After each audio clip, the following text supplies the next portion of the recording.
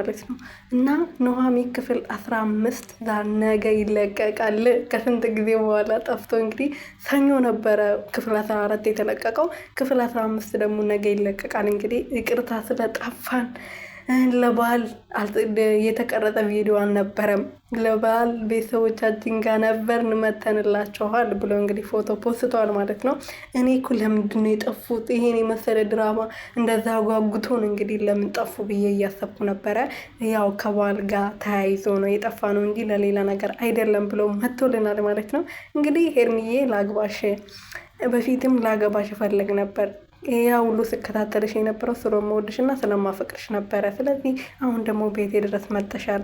ሰውም ሌላ ነገር አንቺ ላይ ከማወራቱ በፊት ላግባሽ በማረጉ ሽማግሌ ልኬ ላግባሽ ብሏት ነበረና ኑሃሚንም ድንግጥ ብላ ሽማግሌ ብላ ነበር የጠየቀችው ማለት ነው። እና አዎ ሽማግሌ ልኬ ላግባሽ፣ ሚስቴ ላረግሽ እፈልጋለሁ፣ የልጆቼ እናት እንድትሆኝልኝ እፈልጋለሁ ብሏት ነበረና ኑሃሚን ደስ ብሏት ተቀብለው ነበረ። አሁን ደግሞ አምሮባቸው ስቆ ፈገግ ብሎ ፎቶ ፖስቶልናል ማለት ነው። ለማንኛውም በጣም ደስ ይላል።